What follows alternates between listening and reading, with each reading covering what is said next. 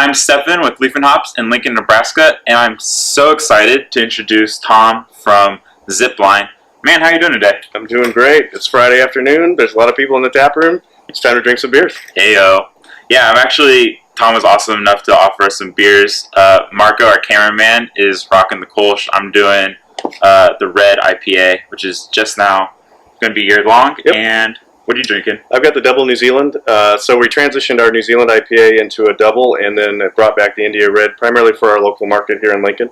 It's a big crowd favorite, and people have been enjoying it for a while. So we wanted to throw that big hop bomb back out there as part of our what we're calling kind of the year of the hop here at Zipline. Yeah, I was actually kind of curious.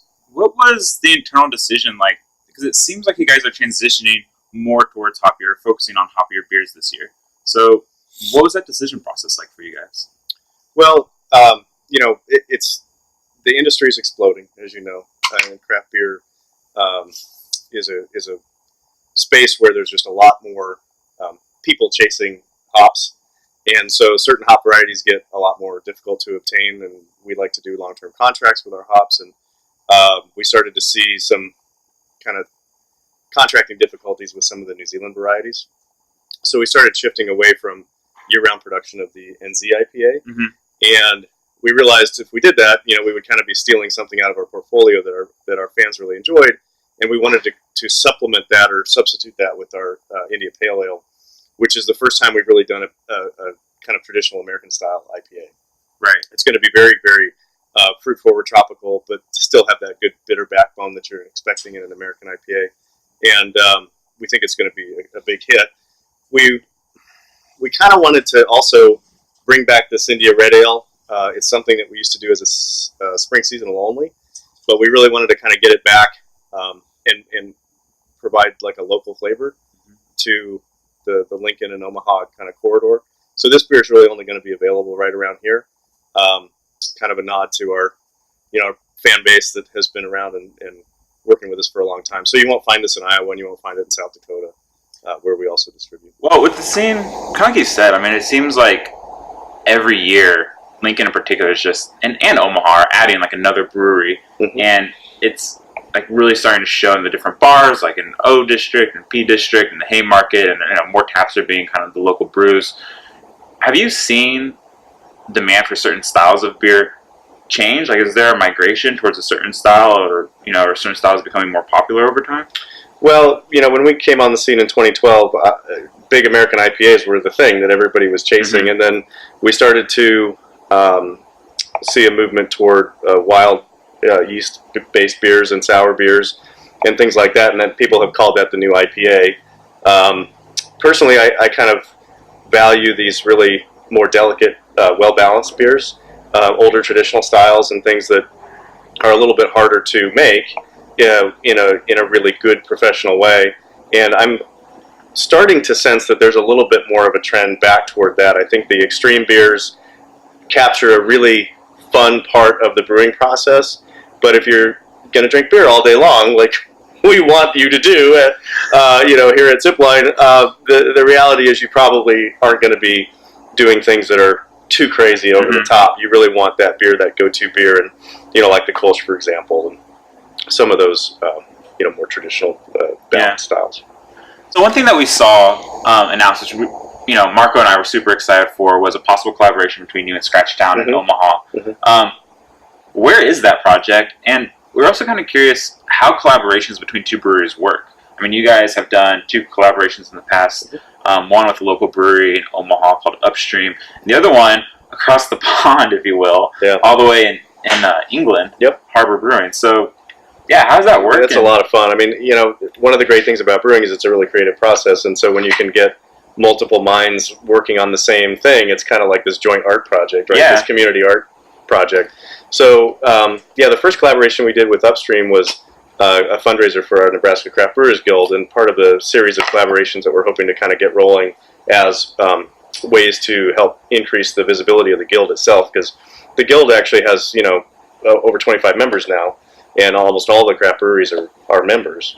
So it's an important project to try and do anything we can do to raise awareness, and so that collaboration is kind of designed to do that. And then the collaboration, the Baltic Porter that we did with Harbor Brewing Company, was really the result of a completely serendipitous meeting between myself and Eddie Lofthouse from Harbor, who was in the tap room one day about 18 months ago. He was just visiting? He was here, and he was working to obtain some equipment locally, and which he subsequently had shipped over, and I think they're assembling now from ABE. And we just hit it off. It was one of those deals. We spent like 4 hours, and after 4 hours of drinking beer here, you can come up with some pretty interesting ideas. And we solved a lot of the world's problems, and among that, we figured we could do a collaboration. And so he came back over and brewed in September with us, and we kind of co-designed that recipe jointly. So how does that work? I mean, just paint the picture for us. He, Sure. I guess, I'm assuming, flies in, Yep. comes to, this space, Yep. and then from there, how does it work? I mean, do you guys take out pen and paper, and do you guys sketch out, ideas, or? I mean, basically, it was a lot of email back and forth before he ever arrived. So we kind of settled on the recipe, and that Baltic Porter is something that is kind of near and dear to his heart, and so he had some real good opinions about that. And they have a porter that's very well regarded themselves, and so we wanted to kind of create a spin on that. There were a lot of emails back and forth about how it should be designed and what it should taste like, and how it should be. How long it should be lagered, things like that. And so once we settled on the recipe, then he came out. They brewed on the system with Marcus. I wasn't actually here when we did it, but Marcus and he brewed on the system, and just created this great beer. We'd actually just shipped them a couple of cases in their latest popping it open. Yeah, in their latest equipment shipment. So we threw a couple of cases on the container load for them. But that's awesome. That was just really for fun. And then we are kind of interested in exploring the UK as a potential international export market for ourselves. And so I'm planning to try to get over there in either April or June of 16 to brew on their system with them and design something cool that they could then release. So, do you mind me asking? Because I guess I actually don't know how. You say you settled the recipe just through email. So have kind of the years of home brewing and obviously doing it at a production scale or commercial scale, you just have an intuition of which malts work and how it's going to affect it, prior to needing to really make a small batch and experiment it out? Or well, we generally do test batches of everything that we brew before we will put it on at a commercial scale. Right. But that was a beer that he had a lot of confidence in, we had a lot of confidence in, and so we didn't feel we needed to test batch it. We had some pretty good feelings about what it would be like. Right. But I also need to shout out to Mike Bowden, who's our head brewer here, who I have a lot of confidence in and is a far more skilled brewer than I ever was. And he, if he really looks at the recipe and thinks it's going to work out, between he and Marcus, I don't need any involvement. I don't bring much to the table beyond their wisdom in that regard. But we brewed 400 batches on our system. We have a pretty good sense of what it does. Between us, we probably brewed 1,200 batches at homebrew. So conceptually, at least, we have an understanding of how the malts will play with the hops, and what the balance will be of the different flavors and things like that. So you don't have to test everything. Obviously, if we come out with a brand new beer like the India Pale Ale, we test that a lot. There are very few of our beers. Dialing it in. Yeah, exactly. So test it. This is too hoppy, or this isn't hoppy enough, or we don't like the color, or we don't like the malt profile, or we don't like the mouthfeel, or those kinds of things, and then you make some changes and adjustments basically like any home brewer would. Any craft, yeah. Well, so, just to bring it back real quick, so you guys are definitely going forward with the Scratch Town. Absolutely, yeah. So there's a date on the calendar in early February for that. Awesome. And I believe that's going to be an Imperial IPA.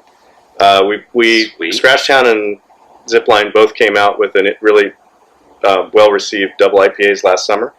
And so the idea is to kind of one-up each other and do it at the same time. So, so it's everybody benefits. That's awesome. And do you know what the particulars of that's going to be? Is it going to be brewed here? Is it going to be brewed there? It'll be brewed here because we can brew more.